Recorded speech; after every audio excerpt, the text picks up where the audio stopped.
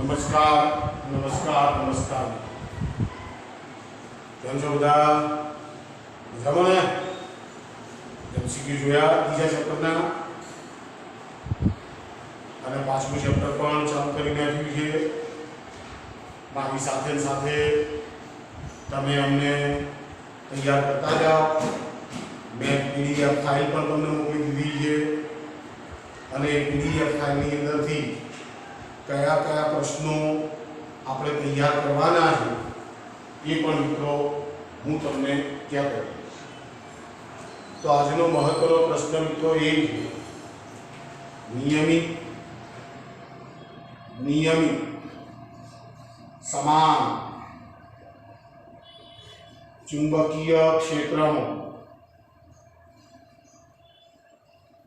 ચુંબકીય ડાયપોલ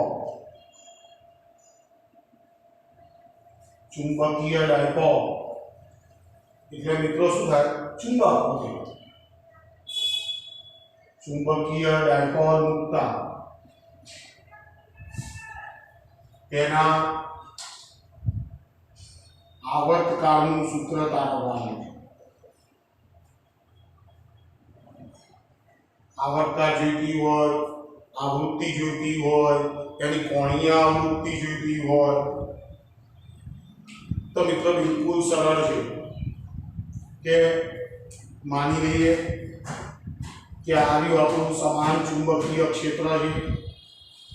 સમાન ચુંબકીય ક્ષેત્રની ક્ષેત્રરેખાઓ હંમેશા એકબીજાથી સમાન અંતર અને એકબીજાને સમાંતર આ સમાન ચુંબકીય ક્ષેત્ર બતાવ્યું છે. માની લો કે બીની દિશા આ છે.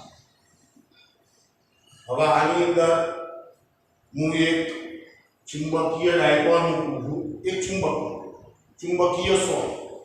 તો મિત્રો જરા ધ્યાનથી હું એક ચુંબકીય સોય મૂકી દઉં છું અહીંયા.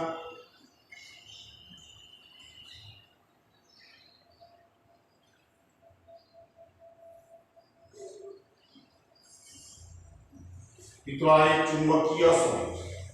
માની લઈએ કે આ એનો ઉત્તર ધ્રુવ છે અને આ રહ્યો એનો પશ્ચિમ. આ એનું મધ્ય બિંદુ. મિત્રો બે ધ્રુવો વચ્ચેનું અંતર આપણે ત્રિજ્યા લઈએ છીએ એ આપણને ખ્યાલ છે. મિત્રો ખાસ ધ્યાન રાખજો, આ જે ચુંબક છે એની ચુંબકીય ડાયપોલ મોમેન્ટની દિશા સાઉથથી નોર્થ તરફ. એટલે ચુંબકીય ડાયપોલ મોમેન્ટની દિશા જેને આપણે એમ કહીએ છીએ એની દિશા સાઉથથી નોર્થ તરફ. હવે મિત્રો ચુંબકીય ક્ષેત્ર આમ, મેગ્નેટ ડાયપોલ મોમેન્ટની દિશા આમ છે. બહુ સ્પષ્ટ વાત છે કે મિત્રો આ જે ચુંબકીય ડાયપોલ મોમેન્ટ છે એ ચુંબકીય ક્ષેત્ર સાથે હાલ થીટા જેટલો ખૂણો દર્શાવે છે. તો મિત્રો ધ્યાનથી આપણે પહેલા ચેપ્ટરમાં જાણીએ છીએ કે વિદ્યુત ડાયપોલ ને જો સમાન વિદ્યુત ક્ષેત્રમાં મૂકવામાં આવે તો એના ઉપર લાગતું torque is equal two P cross સદિશ ઈ સૂત્રથી પ્રાપ્ત થાય. તો મિત્રો આપણે હવે આ સમીકરણ તારવવાનું નથી. હવે મિત્ર માત્ર આપણે એની કોપી જ માનવાની. તો સમાન ચુંબકીય ક્ષેત્રમાં વિદ્યુત ડાયપોલ ચુંબકીય ડાયપોલને આપણે એવી રીતે મૂક્યો છે કે જેથી ચુંબકીય ડાયપોલ મોમેન્ટ એ ચુંબકીય ક્ષેત્ર સાથે થીટા જેટલો ખૂણો રચે છે અને આ પરિસ્થિતિમાં તેના ઉપર લાગતું ટોર્ક ઇઝ ઇક્વલ ટુ સદિશ m ક્રોસ સદિશ b સૂત્રથી પ્રાપ્ત થાય. મિત્રો આ torque is equal two p cross e. બરાબર સમજી લો.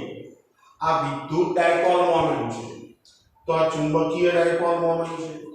આ વિદ્યુત ક્ષેત્રની તીવ્રતા છે તો આ ચુંબકીય ક્ષેત્રની તીવ્રતા છે. એટલે મિત્રો કોઈ તકલીફ પડે એવું કોણ નથી.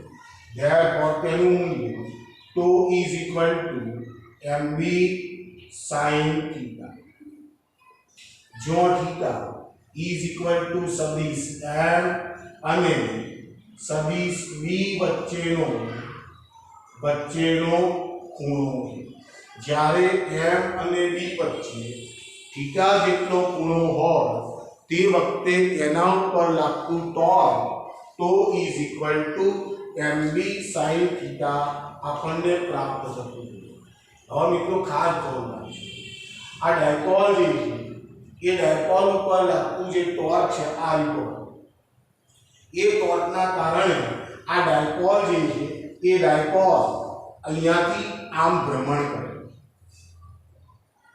એટલે આપણે લોકો મિત્રો જાણીએ જ છીએ કે ડાયપોલ ઉપર એવી દિશામાં ટોર્ક લાગે છે કે જેથી આપણો ચુંબકીય ડાયપોલ જે છે એ ક્ષેત્રને સમાંતર હોય, એટલે એના ઉપર સમઘડી દિશામાં ટોર્ક લાગે છે. એના ઉપર સમઘડી દિશામાં ટોર્ક લાગશે અને આ ટોર્ક લાગવાના કારણે આપણો ડાયપોલ ક્ષેત્રને સમાંતર ગોઠવી શકે. આપણે આ બધી સ્ટોરી પહેલા ચેપ્ટરમાં પણ જાણી લીધી. હવે મિત્રો ખાસ ધ્યાન રાખજો કે જ્યારે એના ઉપર આપેલો ડાયપોલ જે છે એ ક્ષેત્રને સમાંતર થઈ જાય પછી માની લઈએ કે હું એ ડાયપોલને વિષમ ઘડી દિશામાં થીટા જેટલું કોણીય સ્થાનાંતર કરાવતો હોઉં તો એ વખતે એની અંદર પુનઃસ્થાપક ટોર્કનો જન્મ થાય. પુનઃસ્થાપક ટોર્કનું મિત્રો કામ શું છે? એને પોતાની પુનઃ ગોઠવણી પ્રાપ્ત કરી શકે. એટલે મિત્રો આ જે ટોર્ક છે એ થીટા જેટલા ખૂણે તમે આ ડાયપોલને ગોઠવી છે તો એમાં એ વખતે આ ટોર્કની વિરુદ્ધ દિશામાં આટલું પુનઃસ્થાપક ટોર્ક ઉત્પન્ન થતું હોય. તો મિત્રો ધ્યાનથી પુનઃસ્થાપક ટોર્ક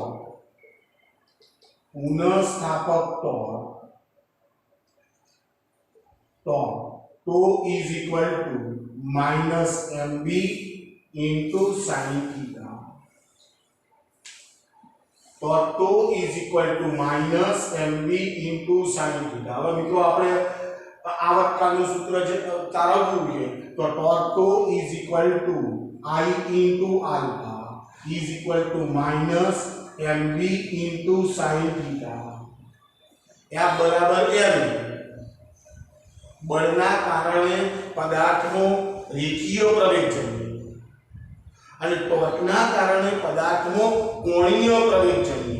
મિત્રો I શું છે? તો I આપેલું જે મેગ્નેટ છે, જે સોય છે, ચુંબકીય ડાયપોલ છે, એની જડત્વની ચાક માત્રા I into alpha, therefore I into d square theta by dt square is equal to minus mb into theta કરી નાખો. મિત્રો ધ્યાનથી આને સમીકરણ નંબર 1 આપી દો. જો થીટા અત્યંત નાનો હોય તો sin theta is approximately theta લઈ શકાય. મિત્રો બરોબર સમજજો. I into d square theta by dt square is equal to minus mb into theta. तो મિત્રો ધ્યાનથી therefore d square theta by dt square is equal to minus mb upon I into theta. तो therefore d square theta by dt square plus mb upon I into theta is equal to 0. समीकरण number 2 આપી દો. તો ધ્યાનથી આ સમીકરણ કોણીય સરળ આવર્ત ગતિના સમીકરણ જેવું છે. એટલે આ સમીકરણ d square theta by dt square plus omega square theta is equal to 0. જે કોણીય સરળ આવર્ત ગતિનું સમીકરણ છે. મિત્રો યાદ કરો, રેખીય સરળ આવર્ત ગતિનું સમીકરણ d square y by dt square plus omega square y is equal to 0. જો હું આ બંનેની સરખામણી કરું તો omega square is equal to mb upon I. Therefore omega is equal to under root of mb upon I, therefore 2 pi upon p is equal to under root of mb upon I, therefore p is equal to under root of 2 pi into I upon mb. મિત્રો બિલકુલ સરળ બે ગુણની થિયરીની અંદર બિલકુલ સરળ question કે જ્યારે ચુંબકીય ડાયપોલને તમે સમાન ચુંબકીય ક્ષેત્રમાં મૂકો છો ત્યારે એના ઉપર ટોર્ક લાગે છે અને તે ટોર્ક લાગવાના કારણે એનો જે કોણીય ગતિ થાય છે અને એનો એ વખતે આવર્તકાળ કેટલો હશે તો આવર્તકાળનું સૂત્ર તારવી શકાય. આના ઉપરથી તમે આવૃત્તિ પણ જાણી શકો, એના ઉપરથી તમે કોણીય આવૃત્તિ પણ શોધી શકો. ચલો મિત્રો ઓકે છે તો બિલકુલ સરળ થિયરી છે મિત્રો, ઉતારી લેજો જરા.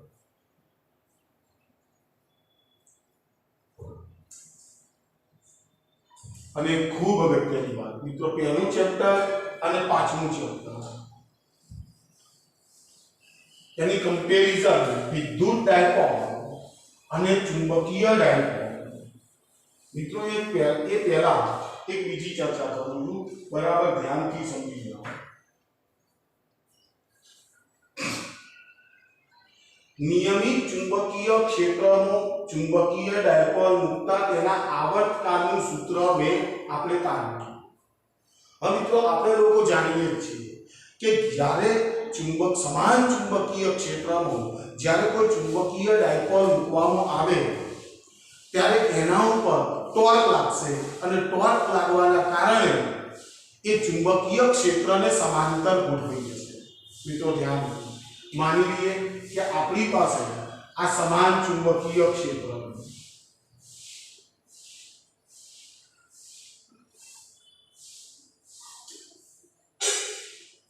સમાન ચુંબકીય ક્ષેત્રની ક્ષેત્રરેખાઓ એકબીજાને સમાંતર.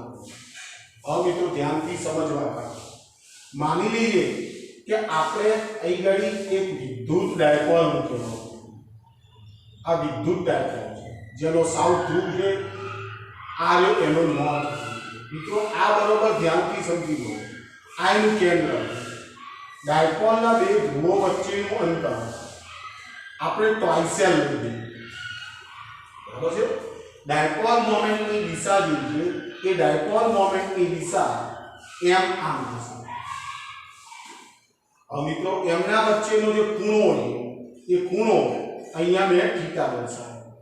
તો આપણે તરત જ કહીએ કે આના ઉપર લાગતું ટોર્ક જે છે એ torque tau is equal to mb sin theta છે, અથવા torque tau is equal to m cross b.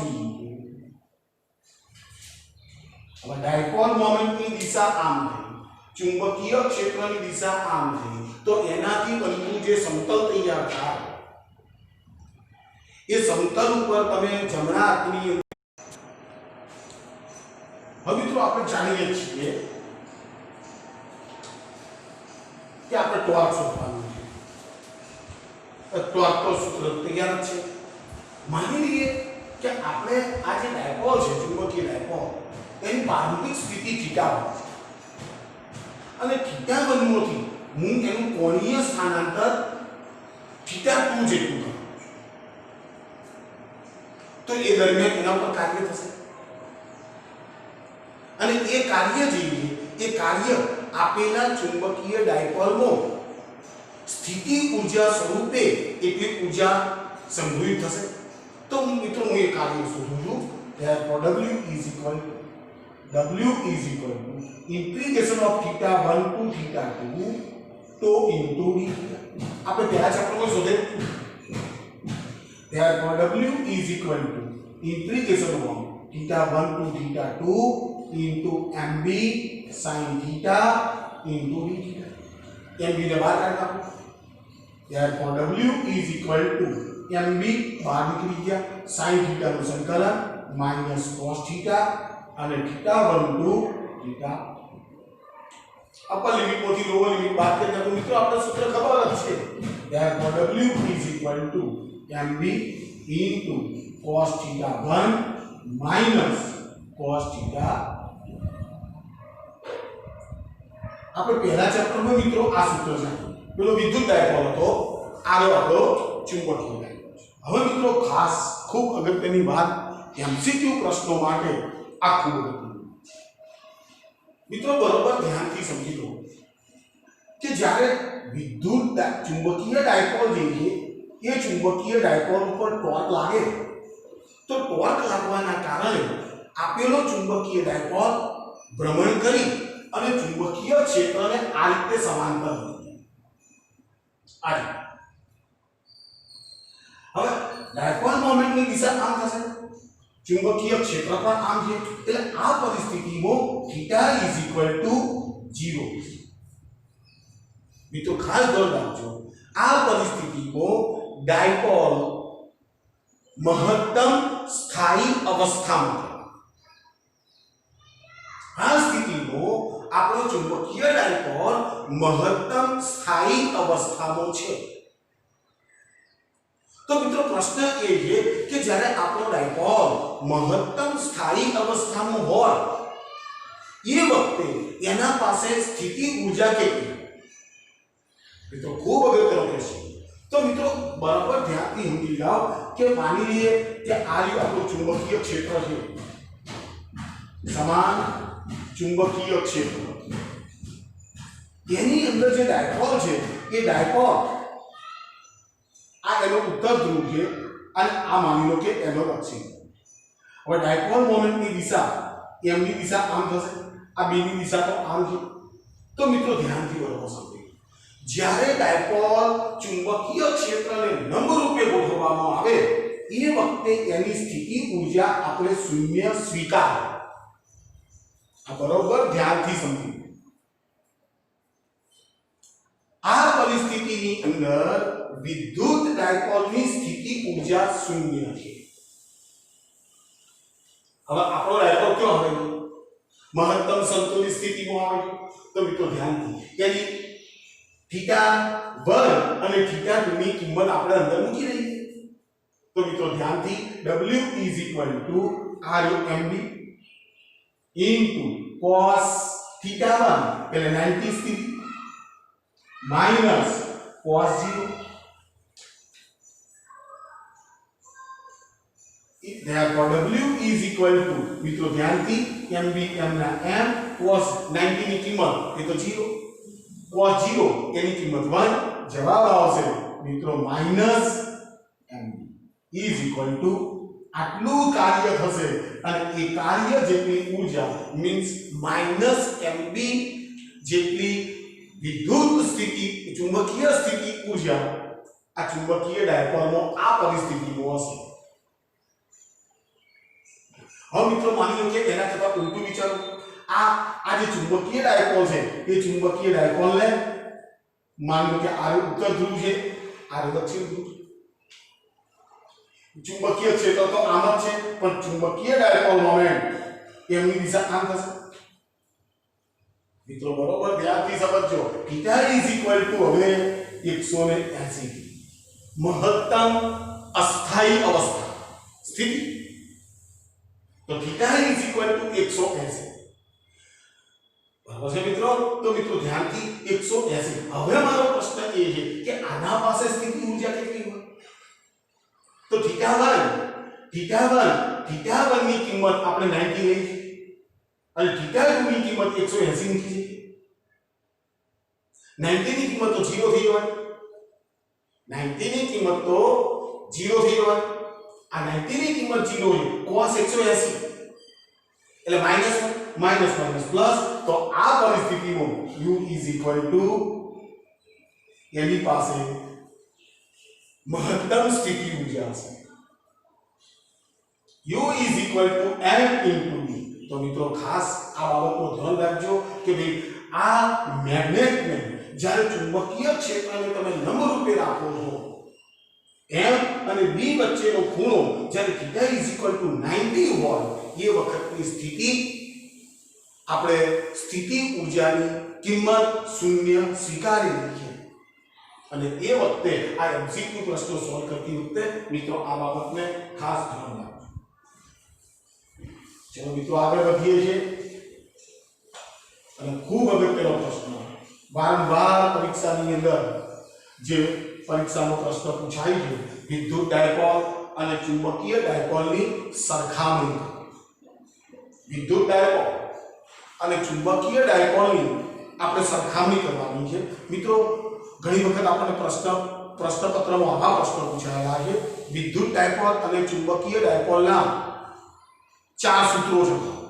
એની સરખામણી કરતા 4 સૂત્રો. તો મિત્રો આપણે એના જે સૂત્રો છે એ સૂત્રો પ્રોપર સેન્સમાં આપવા. એમને માત્ર એટલા સૂત્રો લખી નાખી જો નહીં ચાલે. આપણે આ સૂત્ર કોનું છે, ક્યારે લાગુ પડે છે, એ બધું મિત્રો આપવું પડે. બરાબર છે?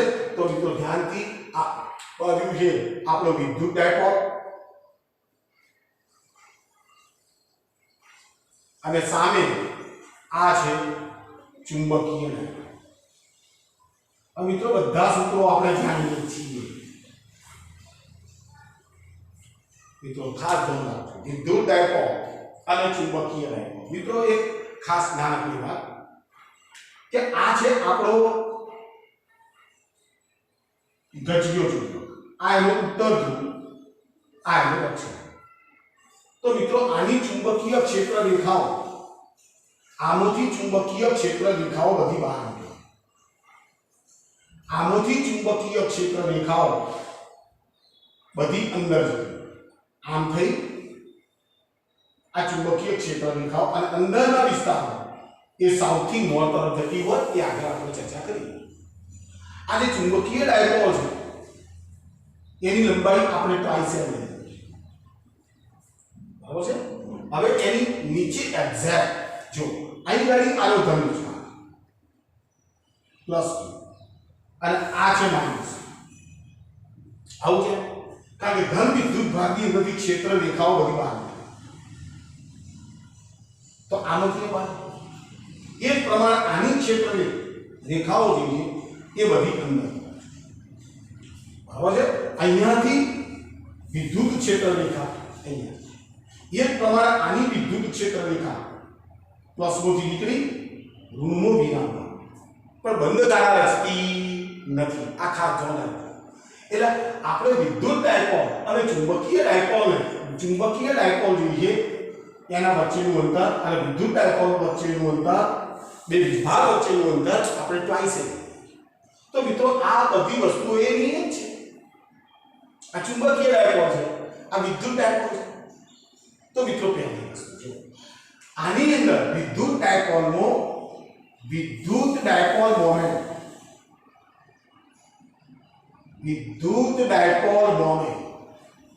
P is equal to Q into twice A. વિદ્યુત ડાયપોલ મોમેન્ટ શું કહેવાય? P.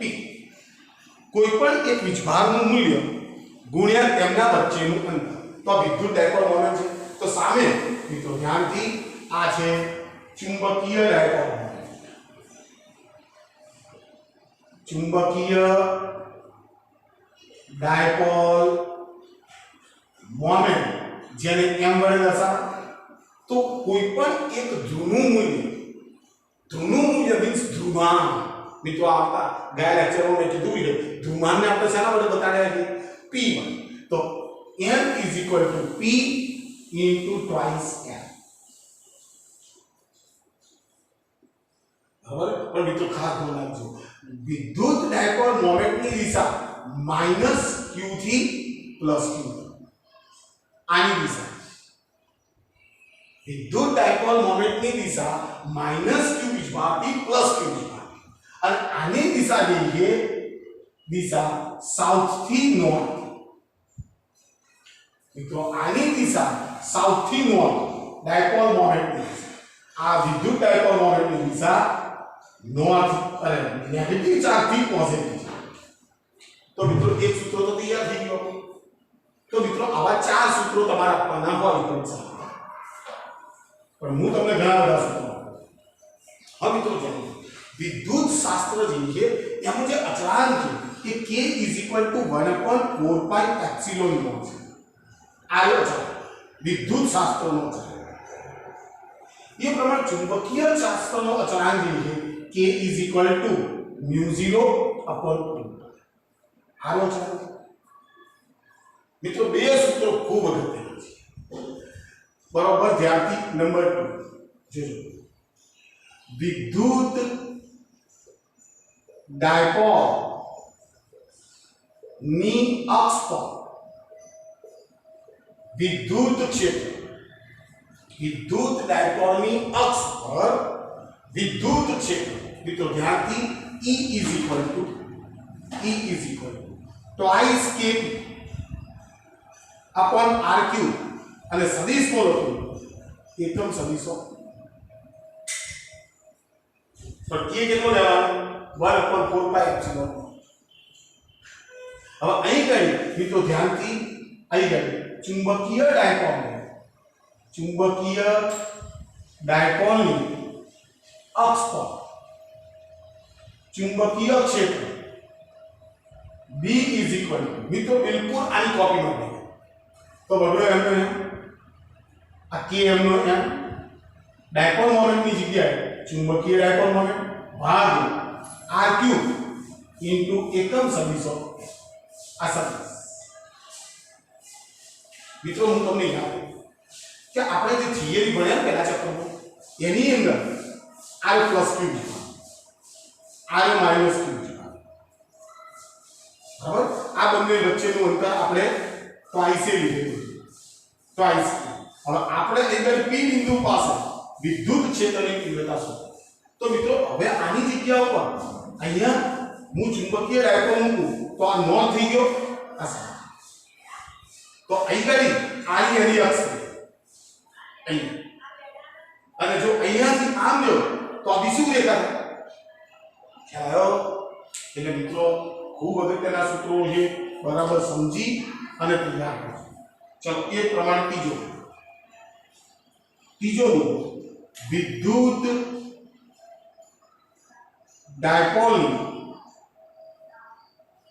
विषुव रेखा पर मित्रों आ सूत्रों जे है ने ये मात्र ने मात्र लांबा अंतरों माटेना सूत्रोनो मोटा अंतरों माटे એટલે એ ખાસ લખવું પડે मोटा अंतरों माटे आ पण मोटा अंतरों माटे छे तो मित्रों डायपोल ની વિષુવ રેખા પર E is equal to मित्रों ध्यान थी -kp upon r cube into एकम सदिश ऑफ p तो सामे आवशे number 3 b is equal to -km upon r cube into एकम सदिश ऑफ चलो मित्रों एक सूत्र थे बीजू सूत्र थे અને ત્રીજું सूत्र चलो चौथું सूत्र मित्रों जा विद्युत डायपोल ने તમે विद्युत क्षेत्र समान विद्युत क्षेत्र में મૂકો तो એના ઉપર લાગતું torque is equal to p cross e तो सामे torque is equal to m cross e आनी स्थिति ऊर्जा u बराबर माइनस p डॉट सदिश e सूत्र चुंबकीय डायपोल की स्थिति ऊर्जा u is equal to minus m dot सदिश p सूत्र मित्रों बिल्कुल सूत्र सरल है चलो कार्य આપણે છઠ્ઠો મુદ્દો લખીએ कार्य w is equal to pe into cos theta 1 minus cos theta 2 तो અહીંયા कार्य w is equal to mb into cos theta 1 minus cos theta 2 मित्रों समान विद्युत क्षेत्रों के समान चुंबकीय क्षेत्रों डायपोल नु कोणीय स्थानांतर करावी छोड़ी देता एनो आवर्तकाळ કેટલો થાય એ હમણાં સૂત્ર થાય તો તમે આवर्तकाळનું સૂત્ર પણ લખી શકો એ આ પ્રમાણે અહીં ગાડી આवर्तकाळ લખશો પેલાનો આवर्तकाळ અહીં લખશો એની આવૃત્તિનું સૂત્ર પણ બનાવી શકો ખ્યાલ આવે છે મિત્રો આપણે પરીક્ષામાં 4 સૂત્રો લખવાના તો મિત્રો એ વખતે તમારે આ બધું ખાલી એમને સૂત્રો નહીં આપી દેવાના તમારે એ સૂત્ર કોના માટેનું છે તે તો કંઈક લખવું પડે ને મિત્રો. આ અચળાંક, આ એક મુદ્દો ના આવે છે. આ તો વિદ્યુત શાસ્ત્રમાં વપરાતો આર્યો અચળાંક અને એ પ્રમાણે આ ચુંબકીય શાસ્ત્રમાં વપરાતો અચળાંક. અહીં ગઈ જે વિદ્યુત ડાયપોલ છે એટલે ચુંબકીય ડાયપોલ છે એના નોર્થ પોલની જગ્યાએ પેલી બાજુ પ્લસ ક્યુ વિભાગ છે, સાઉથ પોલની જગ્યાએ પેલી બાજુ માઇનસ ક્યુ વિભાગ છે. અને મિત્રો એક બીજી વાત કે તમે જે આ ટ્વાઇસ નંબર જોવાનો ને ટ્વાઇસ ક્યાં આ ડાયપોલ ચુંબકીય ડાયપોલ આ ઉત્તર છે, આ એનો પછી બરાબર છે. હવે તમે એની લંબાઈ જે લો છો એ લંબાઈ તમે આવી ટ્વાઇસ લો. ખરેખર આ સાચી નથી. ખરેખર આ શું છે? આ ચુંબકની ભૌમિતિક લંબાઈ કહેવાય. ભૌમિતિક લંબાઈ કહેવાય. એટલે આ ચુંબકનો જે ધ્રુવ છે એ ધ્રુવ આ છેડાથી કંઈક આટલો સેટ અંદર. હવે આ બંનેની આ લંબાઈ જે છે એ ચુંબકની ચુંબકીય લંબાઈ છે. આ ભૌમિતિક લંબાઈ. તો મિત્રો ધ્યાનથી ચુંબકીય લંબાઈ જે છે એ ચુંબકીય લંબાઈ ભૌમિતિક લંબાઈ કરતાં સહેજ ઓછી. તો કેટલી ઓછી હોય છે? તો ઇઝ ઇક્વલ ટુ ચુંબકીય લંબાઈ is 5/6 ઇન્ટુ ભૌમિતિક લંબાઈ. મિત્રો આ સમીકરણ એક યાદ રાખજો.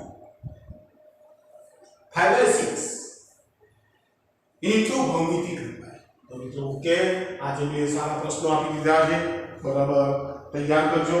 એની પીડીએફ ફાઇલ હું મોકલી ચૂક્યો છું એટલે તમને કોઈ તકલીફ પડવાની